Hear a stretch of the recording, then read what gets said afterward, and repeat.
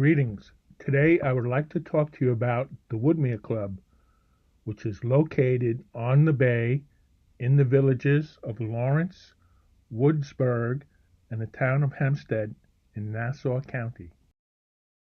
The Woodmere Club development overview includes a 30-acre condominium area for a 150-unit condominium complex on the high ground.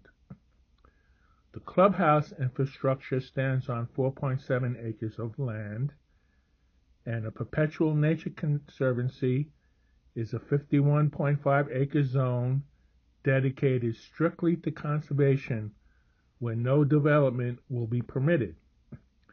There's also an additional open space area, which is 18.6 acres of a horseshoe-shaped coastal zone that runs along both sides of the saltwater bay.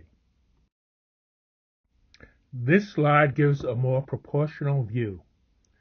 The red area is the condominium property. The dark brown area is 4.7 acres where the clubhouse is at.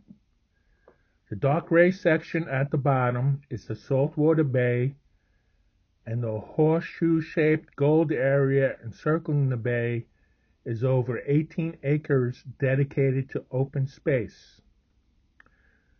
The light green area is the largest section, and that's 51 acres that will be dedicated as a nature conservancy.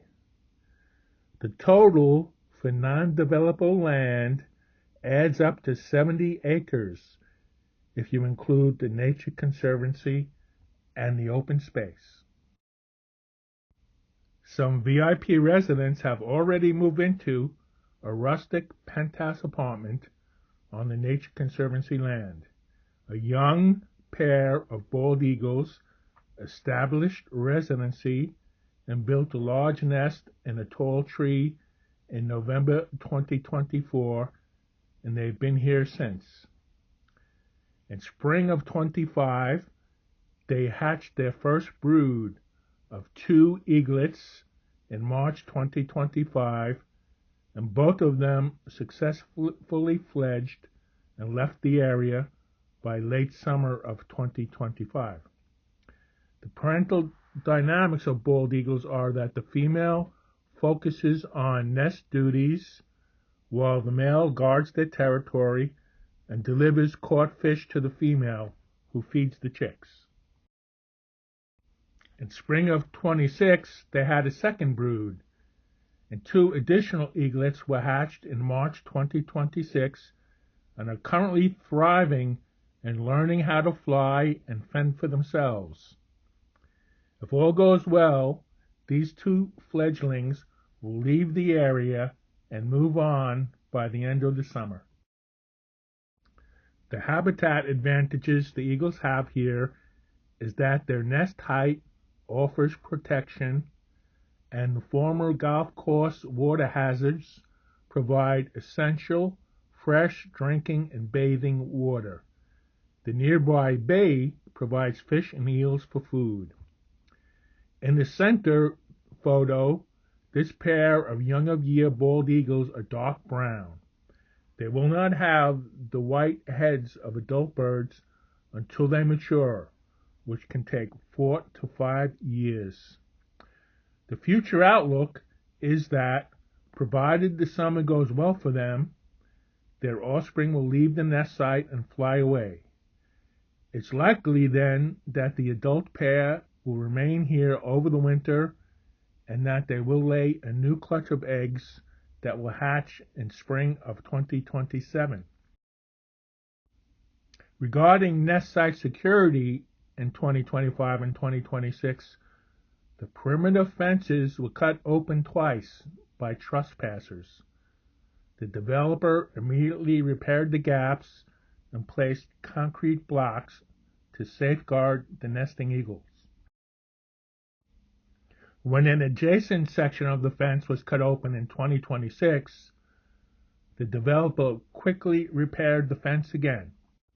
I'd like to say a word about DDT devastation in the 1970s, when rampant DDT pesticide use decimated fish-eating birds like bald eagles.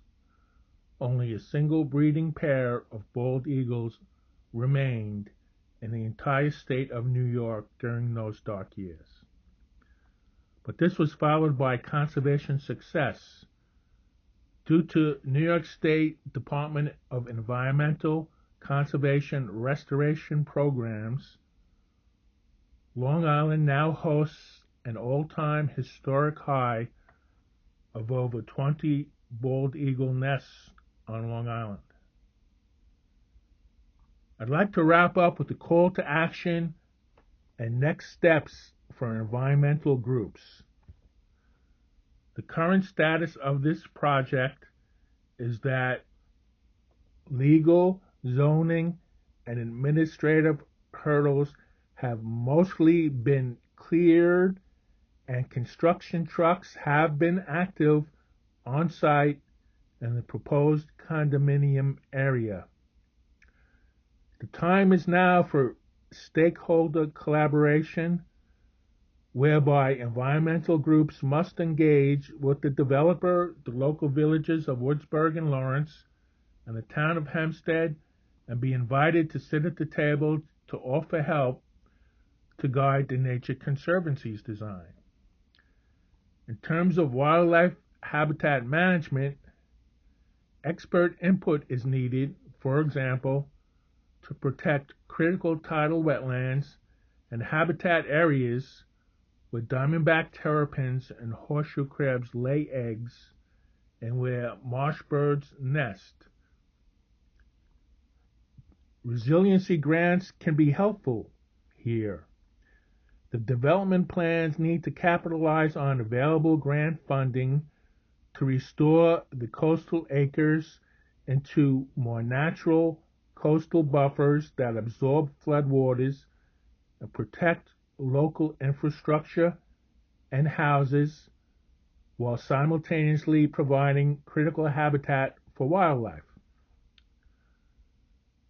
Established experienced groups like the New York State Ornithological Association, South Shore Audubon, and Seatuck Environmental Association should be invited to help steer the Nature Conservancy habitat management planning. Thank you.